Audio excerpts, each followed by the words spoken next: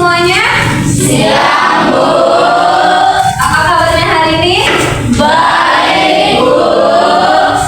Alhamdulillah semuanya baik-baik ya. Ada yang nggak masuk nggak hari ini? Ada, Bu. Siapa? Nikah sama Nadine, Bu. Apa alasannya? Pada alfa semua, Bu. Oh, alfa. Kita berdoa tentang agama dan kepercayaan masing-masing. Berdoa dimulai. Berdoa selesai. Sebelum kita belajar, untuk menambah semangat pada hari ini, alangkah baiknya kita SBQ dulu ya. Tepuk semangat. Dang ding ding gunung du. Dang ding du. Se ma semangat.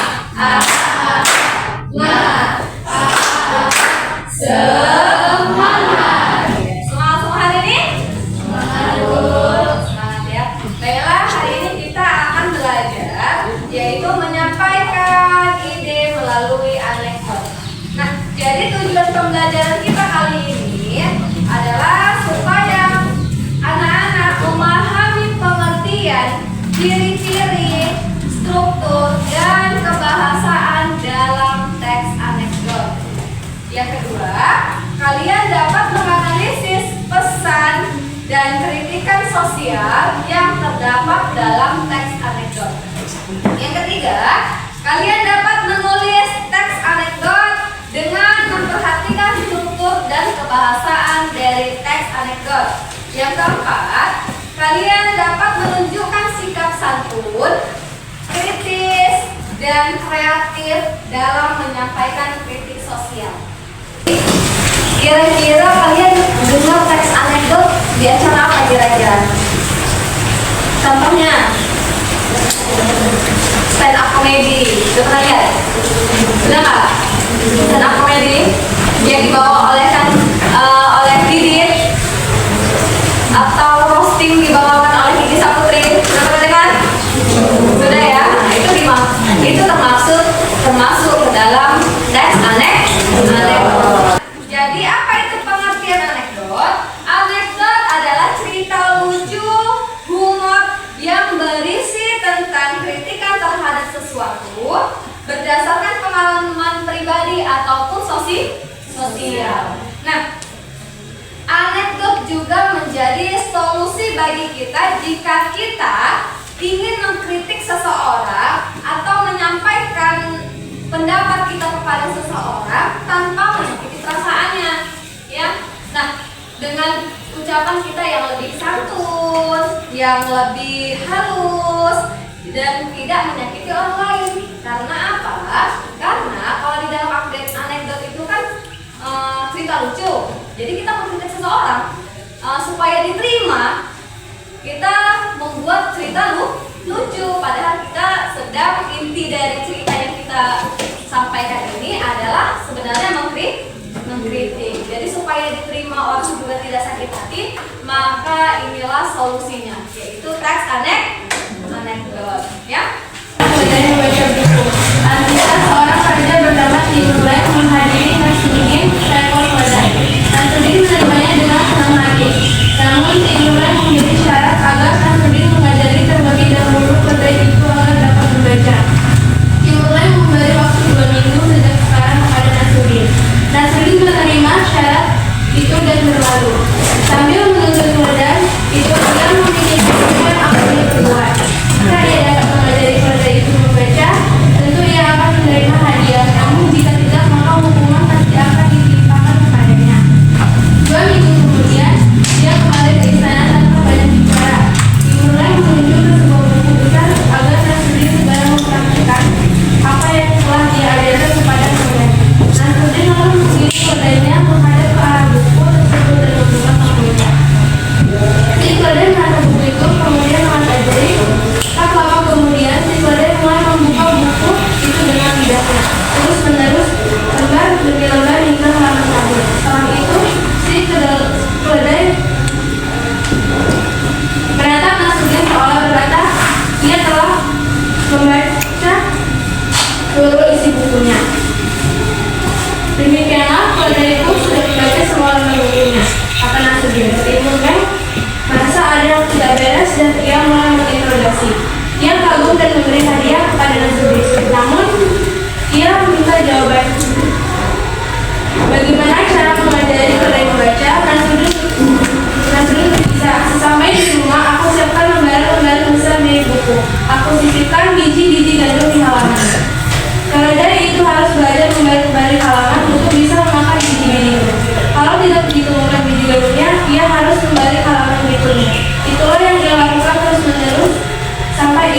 kembali membalik-balik halaman buku itu.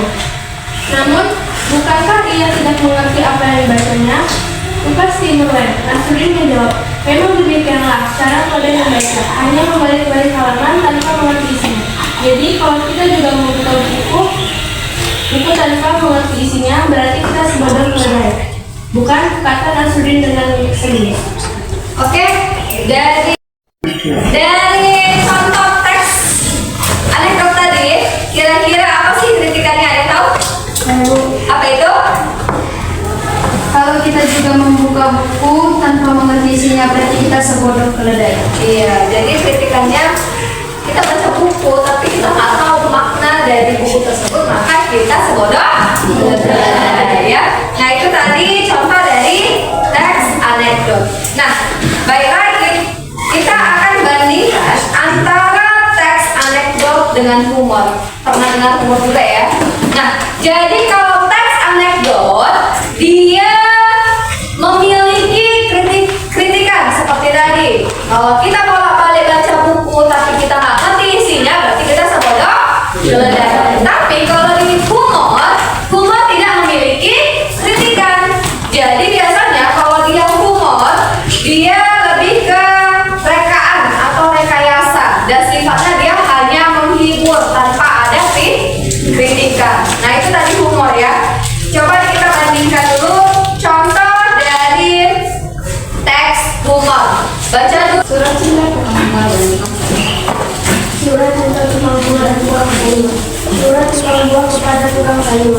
Wajahmu memang manggil, sifatmu juga dalam tulis. Tapi hatiku naras karena cemburu. Rasa sisa napasku, hatiku anggur-anggur.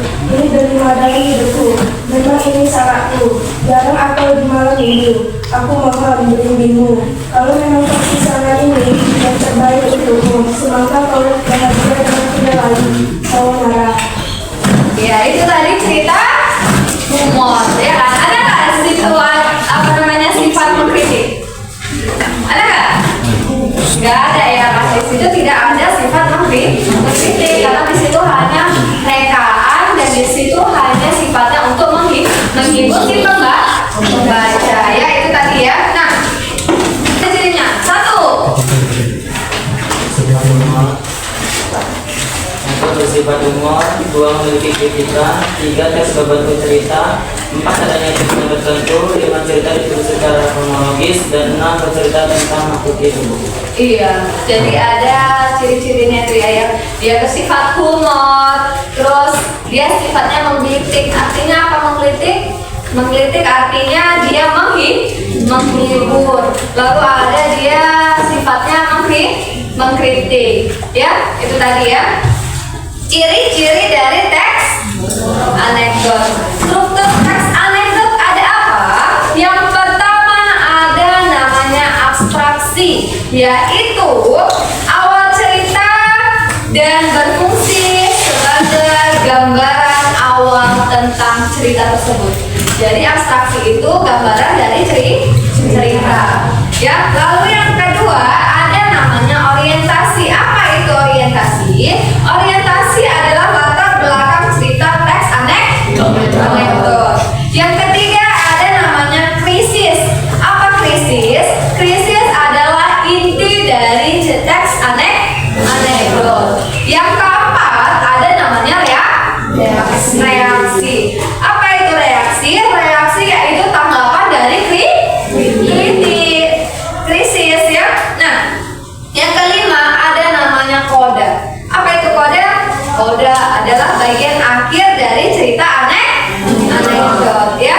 Nah, jadi kalau kita tadi yang dibaca cara keledai membaca buku, berarti di paragraf pertama itu disebut dengan namanya abstraksi. Kalau sekarang kita cari di bagian orientasi. Siapa yang tahu di bagian orientasi itu pada paragraf berapa? Iya, orientasi pada paragraf yang kedua. Lalu krisis terdapat pada paragraf yang berapa? Ketiga. Iya, ketiga dan keempat. Kalau reaksi? Iya, kelima dan keenam.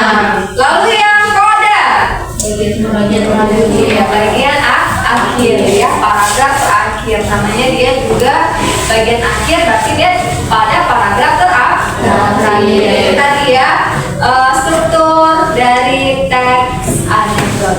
Nah, kita akan mempelajari yang namanya teks kebahasaan. Apa aja yang ada dalam teks kebahasaan? Dalam teks anekdot yang pertama ada namanya kalimat yang menyatakan peristiwa masa lalu. Artinya dia banyak menceritakan masa lalu, masa yang sudah terjadi. Ya, lalu yang kedua ada kalimat retoris. Apa itu kalimat retoris? Apa kalimat retoris?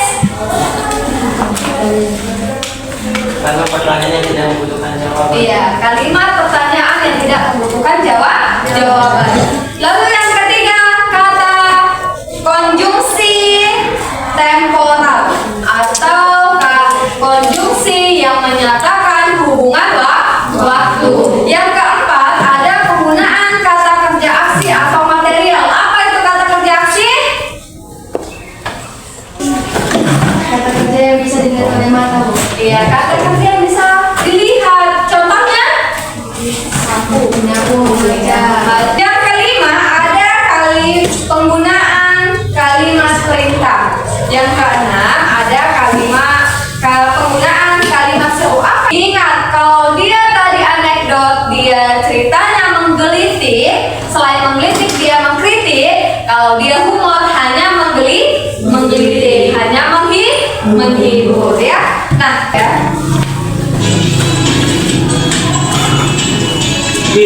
Kita banyak banget tahu politisi di negeri kita yang udah kaya raya. Kalau itu mah aku juga tahu kali. Saking kayanya mereka sampai mau beli baju termahal di Indonesia loh. Apa? Baju termahal? Baju apa tuh? Ya, apalagi kalau bukan baju tahanan KPK. Lah, kenapa malah jadi baju tahanan KPK? Iya, coba saja kamu pikir, seorang politisi minimal harus mencuri uang negara 1 miliar terlebih dahulu, baru bisa memakai baju tersebut. Oh, gitu toh. Jadi apa kira-kira dari contoh teks yang kita dengar tadi bersama-sama, apa kritikannya yang kalian tangkap? Apa? Naya? Iya, banyaknya politikus yang korupsi ya. Nah,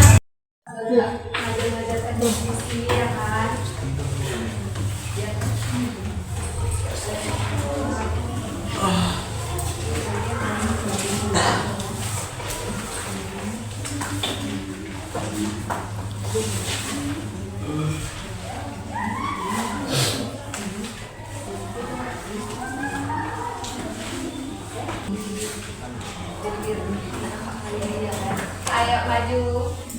Kalian presentasikan dulu hasil dari karya. Oke, saya panggil ya. Ernisa dan Sarida. Nangka Eva, seorang teman diplomat yang baru ditempatkan di Belanda dan saya pernah makan di sebuah restoran Indonesia sederhana di Amsterdam. Saya kaget ternyata salah satu menunya ada masakan gudeg Jogja. Saya penasaran, maka langsung saya pesan 1 porsi. Setelah saya cicipi, percaya atau tidak, ternyata rasanya lebih enak daripada gedung di Jogja yang asli. Karena penasaran, maka saya bertanya, Mas, apa rahasianya? Kok gudeg di sini rasanya lebih enak dibandingkan dengan tempat aslinya? Oh, itu karena nangkanya Mas di Jogja pakai nangka lokal. Nah, kalau kami di sini memakai nangka impor Jawa. Emang nangka impor dari mana, Mas? Dari Jogja, Mas. Jadi apa kritik dalam teks kalian?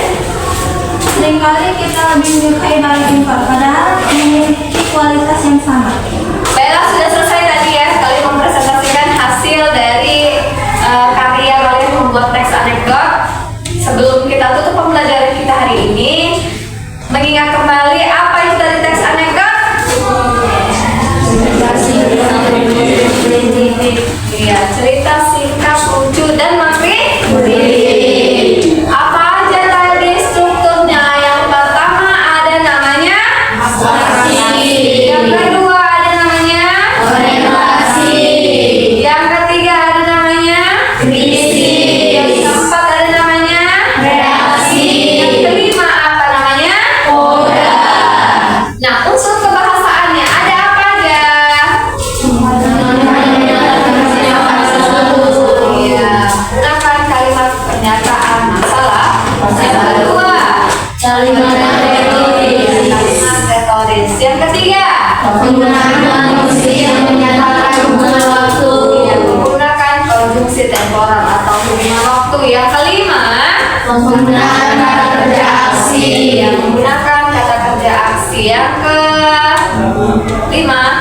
Menggunakan kalimat perintah. Ya, menggunakan kalimat perintah. Yang keenam, Penggunaan kalimat seru. itu tadi dari hasil pembelajaran kita hari ini. Sebelum kita pulang, mari kita berdoa untuk kemarin masing-masing. Berdoa dimulai. Berdoa selesai. Baiklah, selamat siang. Assalamualaikum warahmatullahi wabarakatuh. Siang, Bu.